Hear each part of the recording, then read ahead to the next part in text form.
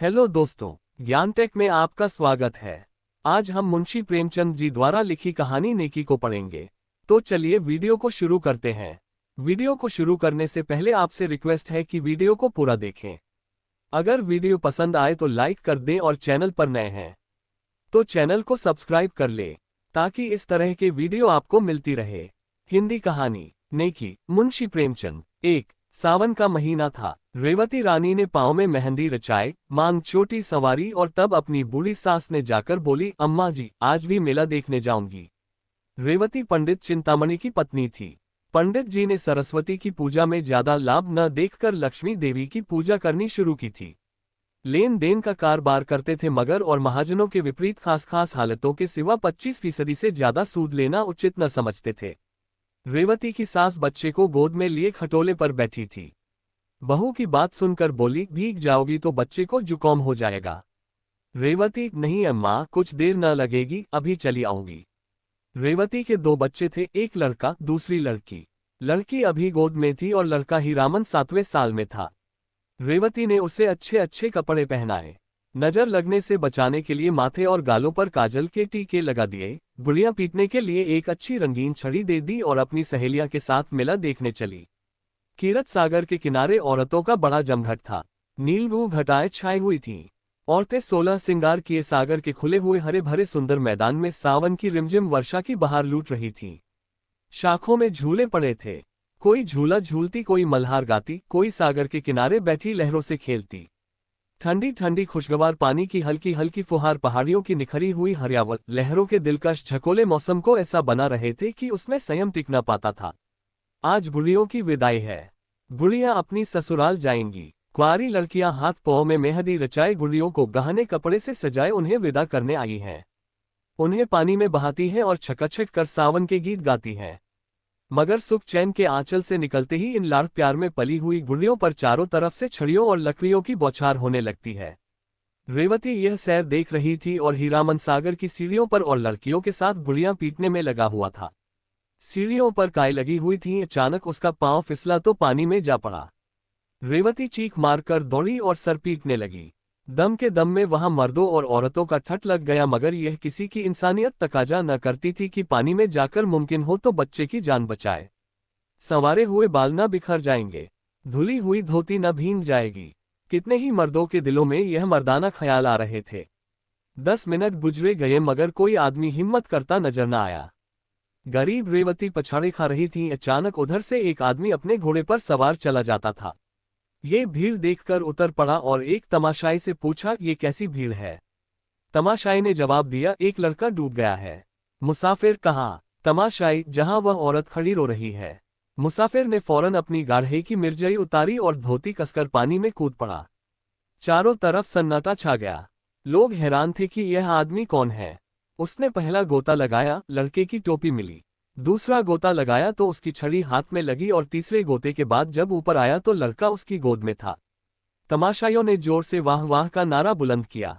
मां दौड़कर बच्चे से लिपट गई। इसी बीच पंडित चिंतामणि के और कई मित्र आ पहुंचे और लड़के को होश में लाने की फिक्र करने लगे। आध घंटे में लड़के ने आंखें खोल दी। लोगों की जान में जान आई। डॉक्टर साहब ने कहा अगर लड़का 2 मिनट पानी में रहता तो बचना असंभव था। मगर जब लोग अपने गुमनाम भलाई करने वाले को ढूंढने लगे तो उसका कहीं पता न था। चारों तरफ आदमी दौड़ाए, सारा मेला छान मारा मगर वह नजर न आया। 20 साल गुजर गए। पंडित चिंतामणि का कारोबार रोज बर रोज बढ़ता गया। इस बीच में उसकी मां ने 7 यात्राएं की और मरीतो ठाकुर द्वारा तैयार हुआ। रेवती बहू से सास बनी। लेन देन बही खाता हीरामणि के साथ में आया। हीरामणि अब एक हष्टपुष्ट लंबा तगड़ा नौजवान था। बहुत अच्छे स्वभाव का, नेक। कभी कभी बाप से छिपाकर गरीब असामियों को यूं ही कर्ज दे दिया करता। चिंतामणि ने कई बार इस अपराध के लिए बेटे को औंखें दिखाई थी और अलग कर देने की धमकी दी थी। हीरामणि ने एक बार एक संस्कृत पाठशाला के लिए 50 रुपया चंदा दिया। पंडित जी उस पर ऐसे क्रुद्ध हुए कि 2 दिन तक खाना नहीं खाया।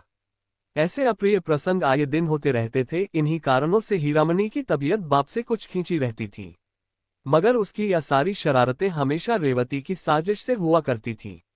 जब कस्बे की गरीब विधवाएं या जमींदार के सताए हुए असामियों की औरतें रेवती के पास आकर हीरामणि को आंचल फैला फैला कर दुआएं देने लगती तो उसे ऐसा मालूम होता कि मुझसे ज्यादा भाग्यवान और मेरे बेटे से ज्यादा नेक आदमी दुनिया में कोई न होगा। तब उसे बरबस वह दिन याद आ जाता तब हीरामणि कीरत सागर में डूब गया था और उस आदमी की तस्वीर उसकी आंखों के सामने खड़ी हो जाती जिसने उसके लाल को डूबने से बचाया था। उसके दिल की गहराई से दुआ निकलती और ऐसा जी चाहता कि उसे देख पाती तो उसके पांव पर गिर पड़ती। उसे अब पक्का विश्वास हो गया था कि वह मनुष्य न था बल्कि कोई देवता था। वह अब उसी खटोले पर बैठी हुई जिस पर उसकी सास बैठती थी, अपने दोनों पोतों को खिलाया करती थी। आज हीरामणि की 27वीं सालगिरह थी। रेवती के लिए ये दिन साल के दिनों में सबसे अधिक शुभ था। आज उसका दया का हाथ खूब उदारता दिखलाता था और यही एक अनुचित खर्च था जिसमें पंडित चिंतामणि भी शरीक हो जाते थे। आज के दिन वह बहुत खुश होती और बहुत रोती और आज अपने गुमनाम भलाई करने वाले के लिए उसके दिल से जो दुआएं निकलती वह दिल और दिमाग की अच्छी से अच्छी भावनाओं में रंगी होती थीं। उसी दिन की बदौलत तो आज मुझे ये दिन और यह सुख देखना नसीब हुआ है। 3 एक दिन हीरामणि ने आकर रेवती से कहा, अम्मा, श्रीपुर नीलाम पर चढ़ा हुआ है, कहो तो मैं भी दाम लगाऊं। रेवती, 16 आना है। हीरामणि, 16 आना। अच्छा गांव है, न बड़ा न छोटा, यहाँ से 10 कोस है। 20,000 तक बोली चढ़ चुकी है, 100-150 में खत्म हो जाएगी। रेवती, अपने दादा से तो पूछो। हीरामणि, उनके साथ 2 घंटे तक माथा पच्ची करने की किसे फुर्सत है। हीरामणि अब घर का मालिक हो गया था और चिंतामणि की एक न चलने पाती। वह गरीब अब ऐनक लगाए एक गद्दे पर बैठे अपना वक्त हंसने में खर्च करते थे। दूसरे दिन हीरामणि के नाम पर श्रीपुर खत्म हो गया। महाजन से जमींदार हुए अपने मुनीम और 2 चपरासियों को लेकर गांव की सैर करने चले। श्रीपुर वालों को खबर हुई, नए जमींदार का पहला आगमन था। घर घर नजराने देने की तैयारियां होने लगीं। 5वें दिन शाम के वक्त हीरामणि गांव में दाखिल हुए। दही और चावल का तिलक लगाया गया और 300 असामी पहर रात तक हाथ बांधे हुए उनकी सेवा में खड़े रहे। सवेरे मुख्तारयाम ने असामियों का परिचय कराना शुरू किया। जो असामी जमींदार के सामने आता वह अपनी बिसात के मुताबिक 1 या 2 रुपये उनके पांव पर रख देता। दोपहर होते होते 500 रुपयों का ढेर लगा हुआ था। हीरामणि को पहली बार जमींदारी का मजा मिला, पहली बार धन और बल का नशा महसूस हुआ। सब नशों से ज्यादा तेज, ज्यादा घातक धन का नशा है। जब असामियों की फहरिस्त खत्म हो गई तो मुख्तार से बोले, और कोई असामी तो बाकी नहीं है। मुख्तार, हाँ महाराज, अभी एक असामी और है, तखत सिंह। हीरामणि, वह क्यों नहीं आया। मुख्तार, जरा मस्त है। हीरामणि, मैं उसकी मस्ती उतार दूंगा, जरा कोई उसे बुला लाए। थोड़ी देर में एक बूढ़ा आदमी लाठी टेकता हुआ आया और दंडवत करके जमीन पर बैठ गया, न नजर न नियाज। उसकी यह गुस्ताखी देखकर हीरामणि को बुखार चढ़ आया। कड़क कर बोले, अभी किसी जमींदार से पाला नहीं पड़ा है, एक एक की हिकड़ी भुला दूंगा। तखत सिंह ने हीरामणि की तरफ गौर से देखकर जवाब दिया, मेरे सामने 20 जमींदार आए और चले गए, मगर कभी किसी ने इस तरह भुड़की नहीं दी। ये कहकर उसने लाठी उठाए और अपने घर चला आया। बूढ़ी ठकुराइन ने पूछा, देखा जमींदार को कैसे आदमी है। तखत सिंह, अच्छे आदमी हैं, मैं उन्हें पहचान गया। ठकुराइन, क्या तुमसे पहले की मुलाकात है। तखत सिंह, मेरी उनकी 20 बरस की जान पहचान है, बुढ़ियों के मैलेवली बात याद है न। उस दिन से तखत सिंह फिर हीरामणि के पास न आया। 4-6 महीने के बाद रेवती को भी श्रीपुर देखने का शौक हुआ। वह और उसकी बहू और बच्चे सब श्रीपुर आए। गांव की सब औरतें उससे मिलने आईं। उनमें बूढ़ी ठकुराइन भी थी। उसकी बातचीत, सलीका और तमीज देखकर रेवती दंग रह गई। जब वह चलने लगी तो रेवती ने कहा, ठकुराइन, कभी कभी आया करना, तुमसे मिलकर तबीयत बहुत खुश हुई। इस तरह दोनों औरतों में धीरे धीरे मेल हो गया। यहाँ तो ये कैफियत थी और हीरामणि अपने मुख्तारयाम के बहकाते में आकर तखत सिंह को बेदखल करने की तरकीबें सोच रहा था। जेठ की पूर्णमासी आई। हीरामणि की सालगिरह की तैयारियां होने लगीं। रेवती चलनी में मैदा छान रही थी कि बूढ़ी ठकुराइन आई। रेवती ने मुस्कराकर कहा, ठकुराइन, हमारे यहाँ कल तुम्हारा न्योता है। ठकुराइन, तुम्हारा न्योता सिर आंखों पर, कौन सी बरसगौठ है। रेवती, 29वीं। ठकुराइन, नारायण करे अभी ऐसे ऐसे 100 दिन तुम्हें और देखने नसीब हो। रेवती, ठकुराइन, तुम्हारी जबान मुबारक हो, बड़े बड़े जंतर मंतर किए हैं तब तुम लोगों की दुआ से ये दिन देखना नसीब हुआ है। ये तो 7वें ही साल में थे कि इसकी जान के लाले पड़ गए। बुढ़ियों का मेला देखने गई थी, यह पानी में गिर पड़े। बारे एक महात्मा ने इसकी जान बचाई। इनकी जान उन्हीं की दी हुई है, बहुत तलाश करवाया, उनका पता न चला। हर बरसगौठ पर उनके नाम से 100 रुपये निकाल रखती हूँ। 2000 से कुछ ऊपर हो गए हैं। बच्चे की नीयत है कि उनके नाम से श्रीपुर में एक मंदिर बनवा दें। सच मानो ठकुराइन, एक बार उनके दर्शन हो जाते तो जीवन सफल हो जाता, जी की हवस निकाल लेते। रेवती जब खामोश हुई तो ठकुराइन की आंखों से आंसू जारी थे। दूसरे दिन एक तरफ हीरामणि की सालगिरह का उत्सव था और दूसरी तरफ तखत सिंह के खेत नीलाम हो रहे थे। ठकुराइन बोली, मैं रेवती रानी के पास जाकर दुहाई मचाती हूँ। तखत सिंह ने जवाब दिया, मेरे जीते जी नहीं। 5 आषाढ़ का महीना आया। मेघराज ने अपनी प्राणदायी उदारता दिखाई। श्रीपुर के किसान अपने अपने खेत जोतने चले। तख्त सिंह की लालसा भरी आंखें उनके साथ साथ जाती, यहां तक कि जमीन उन्हें अपने दामन में छिपा लेती। तखत सिंह के पास एक गाय थी। वह अब दिन के दिन उसे चराया करता। उसकी जिंदगी का अब यही एक सहारा था। उसके उपले और दूध बेचकर गुजर बसर करता। कभी कभी फाके करने पड़ जाते। ये सब मुसीबतें उसने झेली, मगर अपनी कंगाली का रोना रोने के लिए एक दिन भी हीरामणि के पास न गया। हीरामणि ने उसे नीचा दिखाना चाहा था, मगर खुद उसे ही नीचा देखना पड़ा। जीतने पर भी उसे हार हुई। पुराने लोहे को अपने नीचट की आंच से न झुका सका।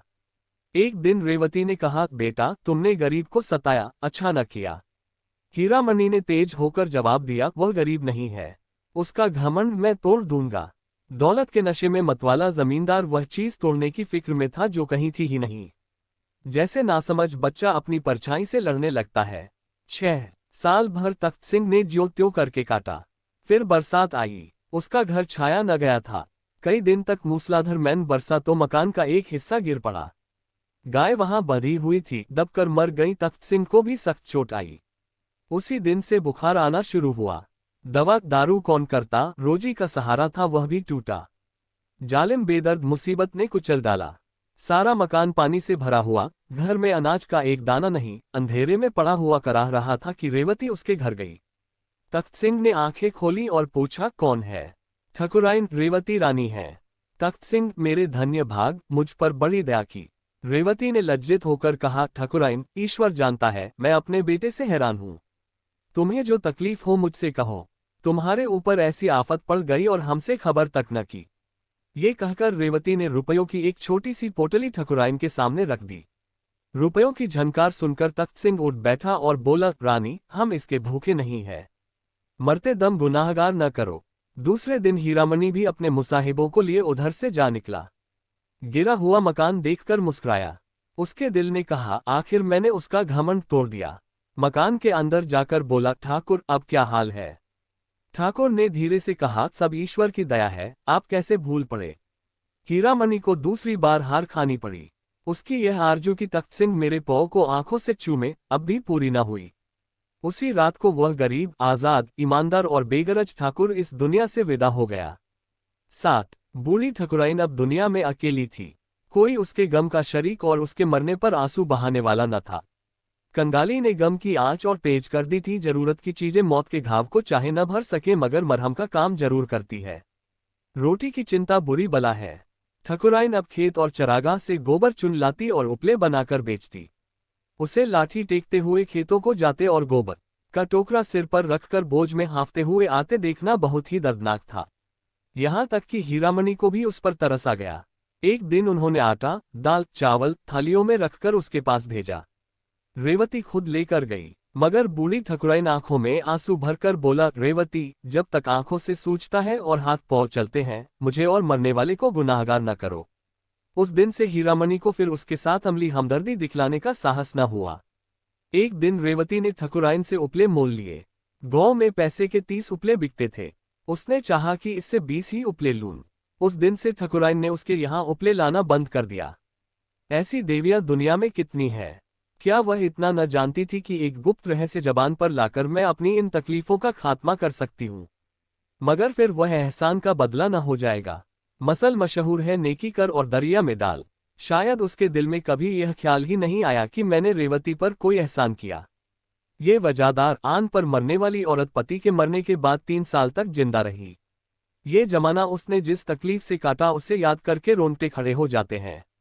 कई कई दिन निराहार बीत जाते। कभी गोबर न मिलता, कभी कोई उपले चुरा ले जाता। ईश्वर की मर्जी। किसी की घर भरा हुआ है, खाने वाल नहीं। कोई रो रो कर जिंदगी काटता है। बुढ़िया ने ये सब दुख झेला मगर किसी के सामने हाथ नहीं फैलाया।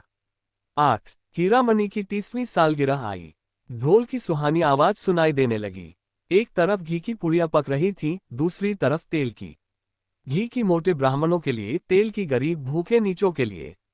अचानक एक औरत ने रेवती से आकर कहा, ठकुराइन जाने कैसी हुई जाती हैं, तुम्हें बुला रही हैं। रेवती ने दिल में कहा, आज तो खैरियत से काटना, कहीं बुढ़िया मर न रही हो। ये सोचकर वह बुढ़िया के पास न गई। हीरामणि ने जब देखा अम्मा नहीं जाना चाहती तो खुद चला। ठकुराइन पर उसे कुछ दिनों से दया आने लगी थी, मगर रेवती मकान के दरवाजे ते उसे मना करने आई। या रहमदिल, नेकम मिजाज, शरीफ रेवती थी। हीरामणि ठकुराइन के मकान पर पहुंचा तो वहां बिल्कुल सन्नाटा छाया हुआ था। बूढ़ी औरत का चेहरा पीला था और जान निकलने की हालत उस पर छाई हुई थी। हीरामणि ने जो से कहा, ठकुराइन मैं हूं हीरामणि। ठकुराइन ने आंखें खोली और इशारे से उसे अपना सिर नजदीक लाने को कहा। फिर रुक रुक कर बोली, मेरे सिरहाने पिटारी में ठाकुर की हड्डियां रखी हुई हैं, मेरे सुहाग का सेंदूर भी वही है, ये दोनों प्रयागराज भेज देना। ये कहकर उसने आंखें बंद कर ली। हीरामणि ने पिटारी खोली तो दोनों चीजें हिफाजत के साथ रखी हुई थीं। एक पोटली में 10 रुपये भी रखे हुए मिले। यह शायद जाने वाले का सफर खर्च था। रात को ठकुराइन के कष्टों का हमेशा के लिए अंत हो गया। उसी रात को रेवती ने सपना देखा, सावन का मेला है, घटाएं छाई हुई हैं, मैं कीरत सागर के किनारे खड़ी हूं। इतने में हीरामणि पानी में फिसल पड़ा। मैं छाती पीट पीट कर रोने लगी। अचानक एक बूढ़ा आदमी पानी में कूदा और हीरामणि को निकाल लाया। रेवती उसके पांव पर गिर पड़ी और बोली, आप कौन है? उसने जवाब दिया, मैं श्रीपुर में रहता हूं, मेरा नाम तख्त सिंह है। श्रीपुर अब भी हीरामणि के कब्जे में है, मगर अब रौनक दोबाला हो गई है। वहां जाओ तो दूर से शिवाले का सुनहरा कलश दिखाई देने लगता है। जिस जगह तखत सिंह का मकान था वहां ये शिवाला बना हुआ है। उसके सामने एक पक्का कुआं और पक्की धर्मशाला है। मुसाफिर यहाँ ठहरते हैं और तखत सिंह का गुण गाते हैं। ये शिवाला और धर्मशाला दोनों उसके नाम से मशहूर हैं। उर्दू प्रेमपचीसी से